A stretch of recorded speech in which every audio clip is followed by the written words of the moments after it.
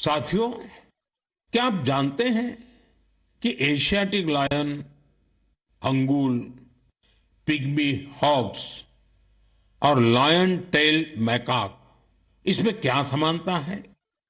इसका जवाब है कि ये सब दुनिया में कहीं और नहीं पाए जाते हैं, केवल हमारे देश में ही पाए जाते हैं। वाकई हमारे यहाँ वनस्पति और जीव जंतुओं का एक बहुत ही वाइब्रेंट इकोसिस्टम है और ये वन्य जीव हमारे इतिहास और संस्कृति में रचे बसे हुए हैं। कई जीव जंतु हमारे देवी देवताओं की सवारी के तौर पर भी देखे जाते हैं। मध्य भारत में कई जनजातियां बागेश्वर की पूजा करती हैं। महाराष्ट्र में वाघोबा के पूजन की परंपरा रही है। भगवान अयप्पा का भी बाघ से बहुत गहरा नाता है। सुंदरवन में बोन बीबी की पूजा अर्चना होती है, जिनकी सवारी बाघ है। हमारे यहाँ कर्नाटका के हुली वेशा, तमिलनाडु के पुली और केरला के पुलिकली जैसे कई कल्चरल डांसेस हैं जो नेचर और वाइल्ड लाइफ के साथ जुड़े हुए हैं।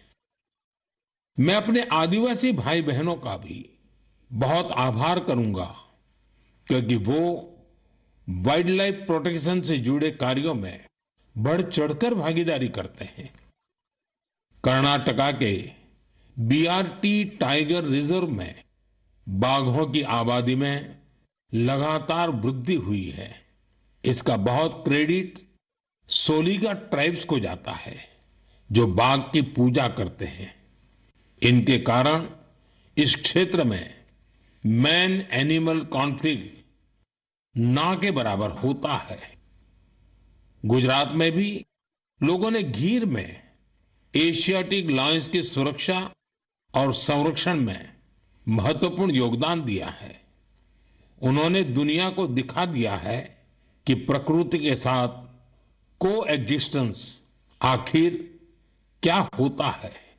साथियों, इन प्रयासों के कारण ही पिछले कई वर्षों में बाघ, तेंदुए, एशियाटिक लायंस, राइनो और बारहसिंगा की आबादी तेजी से बढ़ी है और भारत में वन्य जीवों की डायवर्सिटी कितनी खूबसूरत है, ये भी गौर करने लायक है। एशियाटिक लायंस देश के पश्चिमी हिस्से में पाए जाते हैं, जबकि टाइगर का क्षेत्र है पूर्वी, मध्य और दक्षिण भारत। वहीं राइनो पूर्वोत्तर में मिलते हैं। भारत का हर हिस्सा न केवल प्रकृति के लिए संवेदनशील है, बल्कि वाइल्ड लाइफ प्रोटेक्शन के लिए भी प्रतिबद्ध है। मुझे अनुराधा राव जी के बारे में बताया गया है, जिनकी कई पीढ़ियों का नाता अंडमान निकोबार आइलैंड से रहा है।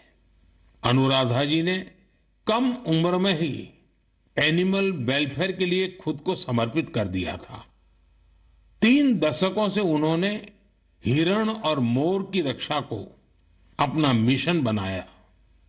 यहाँ के लोग तो उन्हें डियर वुमेन के नाम से बुलाते हैं। अगले महीने की शुरुआत में हम वर्ल्ड वाइल्ड लाइफ डे मनाएंगे। मेरा आग्रह है कि आप वाइल्ड लाइफ प्रोटेक्शन से जुड़े लोगों का हौसला जरूर बढ़ाएं। यह मेरे लिए बहुत संतोष की बात है। इस क्षेत्र में अब कई स्टार्टअप भी उभर कर सामने आए हैं। साथियों, यह बोर्ड एग्जाम का सीजन है। मैं अपने युवा साथियों यानी एग्जाम वॉरियर्स को उनकी परीक्षाओं के लिए बहुत बहुत शुभकामनाएं देता हूं।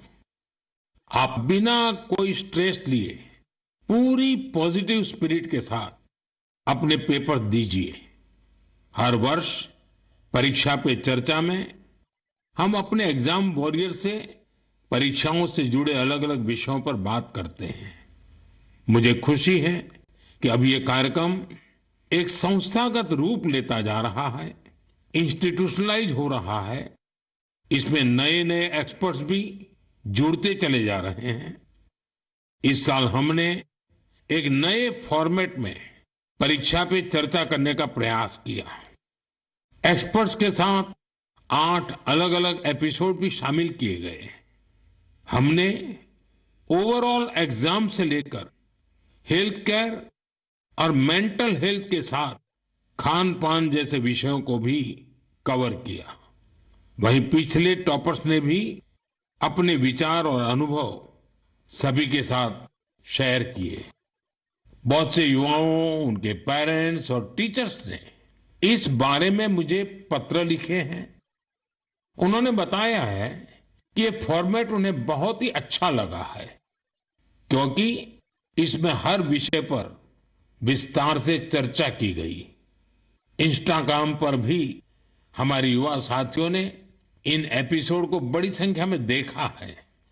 आप में से बहुत सारे लोगों को इस कार्यक्रम का आयोजन दिल्ली की सुंदर नर्सरी में किया जाना यह भी बहुत पसंद आया।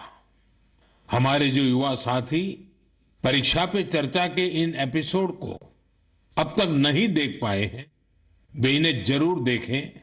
ये सारे एपिसोड नमो ऐप पर रखे हुए हैं। एक बार फिर अपने एग्जाम वॉरियर्स को मेरा यही मैसेज है, be happy and stress free. मेरे प्रिय साथियों, मन की इस बात में इस बार मेरे साथ इतना ही। अगले महीने फिर नए विषयों के साथ हम मिलकर मन की बात करेंगे। आप मुझे अपने पत्र, अपने संदेश भेजते रहिए। स्वस्थ रहिए, आनंद में रहिए। बहुत बहुत धन्यवाद।